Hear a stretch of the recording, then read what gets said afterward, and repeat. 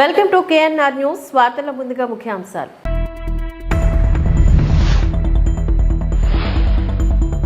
టీడీపీని పైకి తీసుకురావడమే పవన్ కళ్యాణ్ అజెండానా? వైఎస్ఆర్సీపీ నేత పోతిన మహేష్ ప్రశ్న. ఎలక్టోరల్ బాండ్స్ లో పవన్ కళ్యాణ్ కి ఎంత ముట్టిందో చెప్పాలి అంటూ మహేష్ డిమాండ్.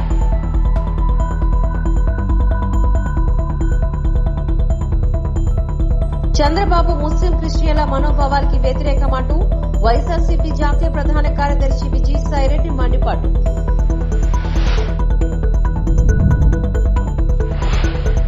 విజయనగరం నియోజకవర్గ వైసీపీ అభ్యర్థిగా కోలగట్ల వీరభద్ర స్వామి ఈరోజు నామినేషన్ దాఖలు చేశారు. కేఎన్ఆర్ ఛానల్ కి స్వాగతం. వార్తల్లో ముందుగా ముఖ్యాంశాలు. పార్వతీపురం నియోజకవర్గంలో అనేక సమస్యలు పేరుకుపోయి ఉన్నాయని వాటిని పరిష్కరించేందుకు తాను స్వతంత్ర ఎమ్మెల్యే అభ్యర్థిగా పోటీ చేస్తున్నట్లుగా గర్భపు ఉదయపాను తెలిపారు. శుక్రవారం పాత బస్టాండ్ నుంచి వేలాదిగా ప్రజలు శ్రేయోభిలాషులు ర్యాలీగా వెళ్లి నామినేషన్లు దాఖలు చేయడం జరిగింది. ఈ సందర్భంగా ఆయన మీడియాతో మాట్లాడుతూ, దేవుడి దయ, ప్రజలు ఆశీస్సుల వలన నాకు ఒక్కసారి ఎమ్మెల్యేగా అవకాశం ఇస్తే పార్వతీపురం నియోజకవర్గాన్ని అభివృద్ధి పదంలోకి తీసుకువెళ్తానని చెప్పారు. మరి ముఖ్యంగా ఈ నియోజకవర్గంలో ఉన్నటువంటి ప్రధాన సమస్యలైనటువంటి తాగునీటి సమస్య, పారిశుధ్యం, తాగునీటి సమస్య, అంతేకాకుండా మరి ముఖ్యంగా ఉన్నటువంటి ఎన్సీఎస్ షుగర్ ఫ్యాక్టరీ, వీటన్నిటినీ తెరిపించే విధంగా నేను కృషి చేస్తానని, ఈ మూడు ఎజెండాలతో ప్రజలకు అవసరమైనటువంటి ఎజెండాలు, ముఖ్యంగా స్వాతంత్రం వచ్చి ఇన్ని సంవత్సరాలు అయినప్పటికీ కూడా త్రాగునీరు లేక ఈ నియోజకవర్గంలో చాలా బాధపడుతున్నారు. ఆ త్రాగునీరు అనేది అందించే విధంగా మొట్టమొదటి ప్రాధాన్యతాంశంగా నేను ప్రజల్లోనికి ఈ విషయాన్ని తీసుకెళ్లి రేపు రానున్న రోజుల్లో వాళ్ళు ఆశీర్వదించి నన్ను ఎమ్మెల్యేగా గెలిపిస్తే తప్పకుండా ఈ మూడు అంశాల మీద నేను ప్రాధాన్యతగా క్రమంలో, ముఖ్యంగా తాగునీరు అనేది, రెండోది సాగునీరు, మూడోది నిరుద్యోగానికి సంబంధించి ఉన్నటువంటి ఫ్యాక్టరీలు, మరి ముఖ్యంగా రైతాంగానికి ఎంతో అవసరమైనటువంటి ఎన్సీఎస్ షుగర్ ఫ్యాక్టరీ మూతపడింది. ఆ ఎన్సీఎస్ షుగర్ ఫ్యాక్టరీని తెరిపించే విధంగా కృషి చేసి రైతాంగానికి మేలు చేకూర్చే విధంగా నేను ప్రయత్నం చేస్తానని, ప్రజల ఆశీస్సులు నా మీద మెండుగా ఉంటాయని, దేవుని ఆశీస్సులు మెండుగా ఉంటాయని ఈ సందర్భంగా మీ అందరికీ తెలియజేసుకుంటూ, రాష్ట్రంలో ప్రజలు మార్పు కోరుకుంటున్నారని అరకు బీజేపీ, తెలుగుదేశం, జనసేన ఎంపీ ఉమ్మడి అభ్యర్థి కొత్తపల్లి గీత అన్నారు. పార్వతీపురం మన్యం జిల్లా కురుపాం నియోజకవర్గం కోటలోని జరిగే టీడీపీ, జనసేన, బీజేపీ కార్యకర్తల ఆత్మీయ సమావేశం కార్యక్రమానికి ముఖ్య అతిథులుగా పాల్గొని మీడియాతో మాట్లాడారు. గరుగుపిల్లి మండలం ఎర్రన్నగుడి నుంచి గీబాబా గ్రామం వరకు జరిగే ర్యాలీలో పాల్గొన్న ప్రజలందరికీ ప్రత్యేక అభినందనలు తెలుపుతూ, కురుపాం నియోజకవర్గంలో గత 5 ఏళ్ల పరిపాలనలో గిరిజన సమస్యలు పట్టించుకోకుండా గాలికి వదిలివేశారని తెలిపారు. వైసీపీ ఎన్ని కుట్రలు పన్నినా రాష్ట్రంలో ఉమ్మడి అభ్యర్థులు గెలుపు ఖాయమని చెప్పారు. రాష్ట్రంలో వైసీపీ ప్రభుత్వం చేసిన అరాచక పాలన గురించి ప్రజలు తెలుసుకున్నారు అంటూ, ఈ ఎన్నికల్లో ప్రజలే వైసీపీకి బుద్ధి చెప్తారని తెలిపారు. ఎక్కడా కూడా న్యాయం చేసిన పరిస్థితి అన్నది మనం రాష్ట్రంలో ఎక్కడ చూడలేదు. పేరుతో రాష్ట్రాన్ని కంప్లీట్ గా ఈరోజు అసలు తలలేని మొండల్లాగా, అంటే రాజధాని లేని రాష్ట్రంగా ఈ రోజు రాష్ట్రాన్ని మార్చిన పరిస్థితి మనం చూస్తున్నాం. అలాగే కాకుండా యువత కంప్లీట్ గా ఈ రోజు నిర్వీర్యమైన పరిస్థితి చూస్తున్నాం. వాలంటీర్ వ్యవస్థను తీసుకొచ్చారు.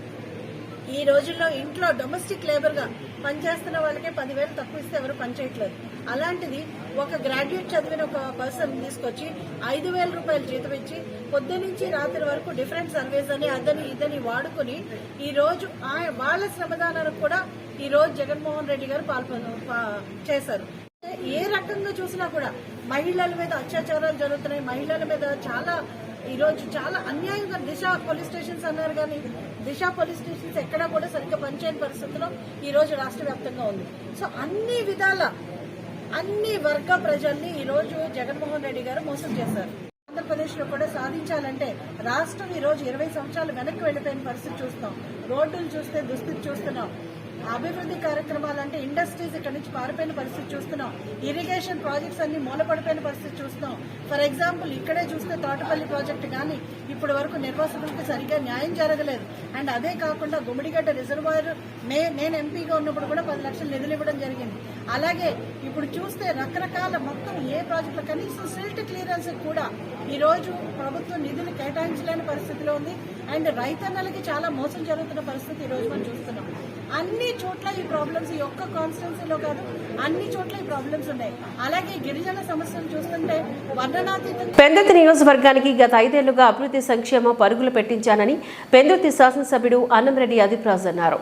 పెందుర్తి నియోజకవర్గం నుంచి వైఎస్ఆర్ పార్టీ తరపున తిరిగి రెండోసారి ఆదిప్రాజు శుక్రవారం ఉదయం పెందుర్తిలో నామినేషన్ దాఖలు చేశారు. ఈ సందర్భంగా ఆయన మాట్లాడుతూ గడిచిన 5 ఏళ్లలో ప్రజా సంక్షేమానికి అభివృద్ధికి అధిక ప్రాధాన్యత ఇచ్చానని చెప్పారు. ఎన్నికల్లో ప్రజలందరినీ ఓటు అడిగే హక్కు తను ఒక్కడికే ఉందని అన్నారు. ఈ నామినేషన్ కార్యక్రమంలో భారీ ఎత్తున వైఎస్ఆర్ పార్టీ నాయకులు, కార్యకర్తలు తదితరులు పాల్గొన్నారు. ఏదైతే నామినేషన్ కార్యక్రమం మరి ముహూర్తపరంగా తక్కువ టైం ఉండడం వల్ల సింపుల్గా ఇవాళ నామినేషన్ వేయడం జరిగింది. రెండో సెట్ అన్నటువంటిది 25వ తారీఖున లక్ష్మీవారం నాడు పెద్ద ఎత్తున మళ్ళీ పార్టీ కార్యకర్తలు, నాయకులు అందరి సమక్షంలో వేయడం జరుగుతుందన్నటువంటి కూడా తెలియజేస్తూ, మరి ఏదైతే ఇవాళ మాకు గౌరవాన్ని గౌరవ ముఖ్యమంత్రి వర్యులు జగన్మోహన్ రెడ్డి గారు కల్పించారు. ప్రజల్లోకి వెళ్తే ధైర్యంగా మేము ఈ సంక్షేమ కార్యక్రమాలు చేశాము, ఈ అభివృద్ధి కార్యక్రమాలు చేశాము అని ధైర్యంగా చెప్పుకునేటువంటి విధంగా ఇవాళ మమ్మల్ని జగన్మోహన్ రెడ్డి గారు మాకు గౌరవం కల్పించారు. గత ప్రభుత్వంలో లాగా ఇచ్చినటువంటి హామీలన్నీ 600 పైచీలకు హామీలు ఇచ్చి ఏ ఒక్క హామీని కూడా నెరవేర్చకుండా ప్రజల్ని మోసం చేసి మభ్యపెట్టేటువంటి పరిస్థితి ఇవాళ వైఎస్ఆర్ కాంగ్రెస్ పార్టీలో లేదు. ఇవాళ 99% హామీలన్నీ కూడా నెరవేర్చాం. ఇవాళ మనం చూసుకుంటే మన చుట్టుపక్కలే ఉన్నటువంటి మన ప్రాంతాలు చూసుకుంటే ఇక్కడ ఉన్నటువంటి హాస్పిటల్స్ కానివ్వండి, వెల్నెస్ సెంటర్స్ కానివ్వండి, అదే రకంగా యూపీహెచ్సీలు కానివ్వండి, పాలిటెక్నికల్ కాలేజ్ కానివ్వండి, రోడ్స్ కానివ్వండి, చూసుకుంటే ఒక పక్క సంక్షేమం, ఒక పక్క అభివృద్ధి. గతంలో ఎప్పుడూ చూడలేనటువంటి సంక్షేమ కార్యక్రమాలు, అభివృద్ధి కార్యక్రమాలు ఈ ప్రభుత్వంలో మేము చేయగలిగామనేటువంటిది ఇవాళ మేము ధైర్యంగా చెప్తున్నాం. అంతేకాకుండా ఈరోజు మా మీద మరి పోటీ చేస్తానని చెప్పుకునేటువంటి వ్యక్తి రమేష్ బాబు గారు, ఆయన కూడా కొంచెం ఈ మధ్యన మాట్లాడుతున్నటువంటి పరిస్థితులు విన్నాం. ఆయనే నేరుగా ఒప్పుకుంటున్నారు. ఏం చెప్తారంటే మొన్న అధికారులు స్థానికుడు కాదు అంటున్నారు.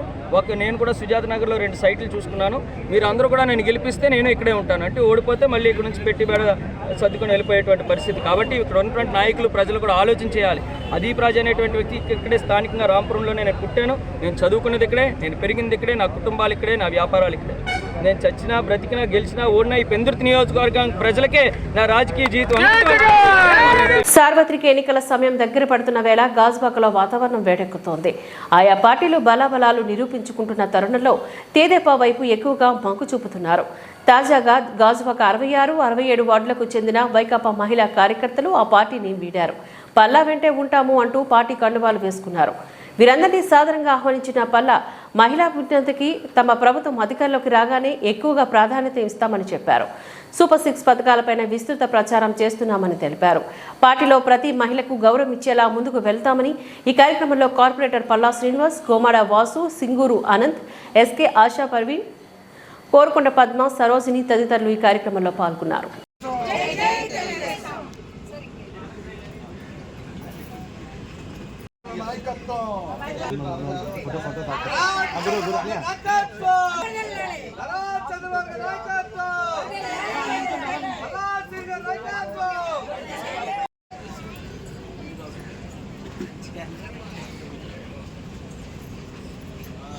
నారా చంద్రబాబు నాయుడు గారి నాయకత్వం, మిత్రపక్షాల ఐక్యత, గారి నాయకత్వం, మిత్రపక్షాల ఐక్యత, పల్లా శ్రీనివాసరావు గారి నాయకత్వం. కొంచెం వెనక్కి వచ్చాడు. మీరు చూడపోతే ఉందా నమస్కారం అండి. ఈరోజు మరి శ్రీమతి ఆశ వారు ఆధ్వర్యంలో మన ప్రభా గారు, అలాగే వాళ్ళు మిత్ర బృందం అంతా కలిపి ఈరోజు మరి పార్టీలోకి రావడం జరిగిందండి. వీళ్ళంతా ముఖ్యంగా 66, 67 వార్డుకు సంబంధించి ఇందిరా కాలనీ ఏరియాకు సంబంధించినటువంటి మహిళా సోదరి మహిళలందరూ కూడా తెలుగుదేశం పార్టీ సిద్ధాంతాలకు ఆకర్షితులై వాళ్ళు ఇందులో చేరడం జరిగిందండి. వారికి అందరికీ కూడా స్వాగతం చెప్తూ, ఈరోజు ఎక్కడికి వెళ్ళినా సరే ఈ వైసీపీ పాలన ఒక అరాచకాలు, అలాగే వారికి ఎవరికి కూడా సముచిత స్థానం ఇవ్వలేదు, వీళ్ళు ఎటువంటి ఉపయోగం కూడా వైసీపీతో లేదు వీళ్ళు అని చెప్పేసి ఈరోజు తెలుగుదేశం పార్టీకి రావడం జరుగుతుందండి. వాళ్ళందరికీ కూడా స్వాగతం చెప్తూ, ఖచ్చితంగా ప్రజారంజకమైనటువంటి పాలన తెలుగుదేశంతోనే సాధ్యపడుతుందని కూడా విశ్వాసం వాళ్ళలో ఉంది. వాళ్ళ ఆలోచనకు అనుగుణంగానే, సిద్ధాంతాలకు అనుగుణంగా మేము వారికి సముచిత స్థానం కల్పిస్తామని చెప్పి మరొక మారు వాళ్ళకి తెలుగుదేశం పార్టీలకు స్వాగతం పలుకుతున్నాం. గాజ్వాకలో అనేక సమస్యలు పేరుకుపోయి ఉన్నాయి అంటూ వాటిని పరిష్కరించేందుకే తాను గాజ్వాక ఎమ్మెల్యే అభ్యర్థిగా పోటీ చేస్తున్నట్లుగా గాజ్వాక అసెంబ్లీ నియోజకవర్గం నుంచి కాంగ్రెస్, సిపిఐ, ఆమ్ ఆద్మీ పార్టీల ఇండియా కూటమి నుంచి పోటీ చేస్తున్న కామ్రేడ్ మరణన్న జగ్గునాయుడు అన్నారు. ఈ మేరకు గాజ్వాక సిపిఎం పార్టీ కార్యాలయంలో మీడియా సమావేశాన్ని నిర్వహించారు. ఈ సందర్భంగా జగ్గునాయుడు మాట్లాడుతూ సుత్తి కొడవలి నక్షత్రం గుర్తుపైన పోటీ చేస్తున్నామని, రేపు ఉదయం కొత్త గాజ్వాక నుంచి గాజ్వాక ఎంఆర్ఓ ఆఫీస్ వద్దకు ర్యాలీ వెళ్లి నామినేషన్ చేయడం జరుగుతోందని చెప్పారు. ఈ నామినేషన్ విజయవంతం చేసేందుకు వేలాదిగా ప్రజలు, కార్మికులు, శ్రేయోభిలాషులు తరలి రావాల్సిందిగా సిపిఎం కామ్రేడ్ మరణాన్న జగ్గునాయుడు పిలుపునిచ్చారు. మాకు ఆర్థిక బలం, అంగబలం లేదు అని, ప్రజలు ఆశీస్సులే మాకు మెండుగా ఉన్నాయని చెప్పారు. నాకు ఒక్కసారి అవకాశం ఇస్తే గాజ్వాక నియోజకవర్గాన్ని అభివృద్ధి పదంలోకి తీసుకువెళ్తానని పిలుపునిచ్చారు. ఈ కార్యక్రమంలో 77వ ward corporator Gangaram, steel plant comrade Nakka Ramarao, CPM Gajuwaka zone కార్యదర్శి రాంబాబు తదితరులు పాల్గొన్నారు. తదితర పార్టీలు బలపరుస్తున్నటువంటి ఇండియా కూటమి అభ్యర్థిగా గాజువాక అసెంబ్లీ నియోజకవర్గానికి పోటీ చేస్తున్నాను. వాటర్ మహాశైలంతా సుత్తి కొడవలి నక్షత్ర గుర్తు మీద ఓటు వేసి నన్ను అసెంబ్లీకి పంపించాలని, పార్లమెంట్ అభ్యర్థి కాంగ్రెస్ అభ్యర్థి అయినటువంటి సత్యారెడ్డి గారికి హస్తం గుర్తు మీద ఓటు వేసి గెలిపించాలని చెప్పని విజ్ఞప్తి చేస్తూ ఉన్నాను. రేపు ఉదయం 9 గంటలకు కొత్త జంక్షన్ నుండి పాతగాజువాక జంక్షన్ వరకు ప్రదర్శన, అనంతరం బహిరంగ సభ నిర్వహించి గాజువాక ఎంఆర్ ఆఫీసులో నామినేషన్ వేయడం జరుగుతుంది. ఇండియా కూటమి భాగస్వామ్య పక్షాల నాయకులు, కార్యకర్తలు, అభిమానులు, సభ్యులు, గాజువాక ప్రజానీకం, శ్రేయోభిలాషుల అభిమానులంతా కూడా ఈ నామినేషన్ కార్యక్రమంలోనూ, ర్యాలీ సభలోనూ పాల్గొని వీటిని విజయవంతం చేయవలసిందిగా మీ ద్వారా విజ్ఞప్తి చేస్తూ ఉన్నాను. స్టీల్ ప్లాంటు పరిశ్రమకు గాజువాకలో ఉన్నటువంటి ప్రతి కుటుంబానికి అవినాభావ సంబంధం ఉంది. స్టీల్ ప్లాంటు పరిరక్షణ గాజువాకలో ఉన్నటువంటి 3,26,000 మంది ఓటర్లు, 6 లక్షల మంది ప్రజలకు సంబంధించిన జీవితాల సమస్య. స్టీల్ ప్లాంటు ప్రభుత్వ రంగంలో ఉంటేనే ఈ గాజువాక ప్రజల అభివృద్ధి ముందుకు వెళ్తుంది, లేని పక్షంలో తీవ్రంగా హాని జరుగుతుంది. కాబట్టి వైజాగ్ స్టీల్ ప్లాంట్ని అమ్మాలన్న బీజేపీ కుట్రలకు వ్యతిరేకంగా, దాన్ని సపోర్ట్ చేస్తున్నటువంటి వైసీపీ, టీడీపీ అవకాశవాద రాజకీయాలకు వ్యతిరేకంగా గత 3 సంవత్సరాలుగా ఉద్యమం నిర్వహిస్తున్నాం.